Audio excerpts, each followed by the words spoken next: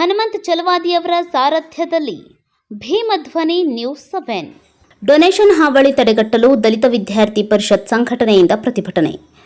ಗದಗ ಜಿಲ್ಲೆ ರೋಣಪಟ್ಟಣದಲ್ಲಿ ದಲಿತ ವಿದ್ಯಾರ್ಥಿ ಪರಿಷತ್ ಸಂಘಟನೆಯಿಂದ ಖಾಸಗಿ ಶಿಕ್ಷಣ ಸಂಸ್ಥೆಗಳು ಸೂಡಿ ಕ್ರಾಸ್ನಿಂದ ತಹಶೀಲ್ದಾರ್ವರೆಗೂ ಬೃಹತ್ ಪ್ರತಿಭಟನೆ ಜರುಗಿತು.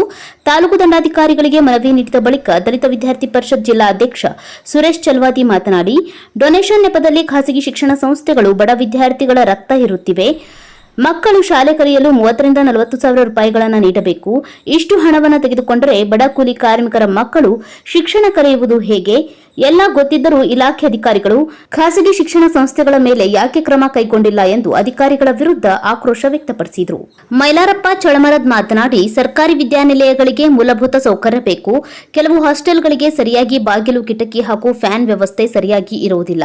ಅದರ ಬಗ್ಗೆ ಸಮಾಜ ಕಲ್ಯಾಣ ಅಧಿಕಾರಿಗಳು ಗಮನ ಹರಿಸಬೇಕು ಎಂದರು. ಕರ್ನಾಟಕ ದಲಿತ ಸಂಘರ್ಷ ಸಮಿತಿ ಅಂಬೇಡ್ಕರ್ ವಾದ ತಾಲೂಕಾ ಸಂಚಾಲಕ ಹನುಮಂತ ಚಲವಾದಿ ಮಾತನಾಡಿ, ಈಗಾಗಲೇ ಪೊಲೀಸ್ ಇಲಾಖೆಗೆ ಕಾಲೇಜು ಸುತ್ತಮುತ್ತ ಓಡಾಡುವ ಪುಂಡಪೋಖರಿಗಳಿಗೆ ಕಡಿವಾಣ ಹಾಕುವಂತೆ ಮನವಿ ನೀಡಿದ್ದೇವೆ. ಅದರ ಜೊತೆಗೆ ಸಿಸಿ ಕ್ಯಾಮೆರಾ ಅಳವಡಿಸುವಂತೆ ಮನವಿ ನೀಡಿದರೂ ಅಧಿಕಾರಿಗಳು ಸಿಸಿ ಕ್ಯಾಮೆರಾ ಅಳವಡಿಸುವಲ್ಲಿ ವಿಳಂಬ ನೀತಿ ಅನುಸರಿಸುತ್ತಿದ್ದಾರೆ. ಆದಷ್ಟು ಬೇಗ ಸಿಸಿ ಕ್ಯಾಮೆರಾ ಅಳವಡಿಸಿ ವಿದ್ಯಾರ್ಥಿಗಳು ನಿರ್ಭೀತಿಯಿಂದ ಓಡಾಡುವಂತೆ ಮಾಡಬೇಕು ಎಂದು ಮತ್ತೊಮ್ಮೆ ಮನವಿ ಮಾಡಿಕೊಂಡಿದ್ದಾರೆ.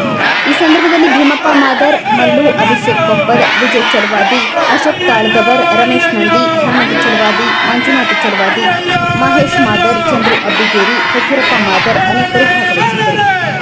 ಭೀಮಧ್ವನಿ ನ್ಯೂಸ್ 7.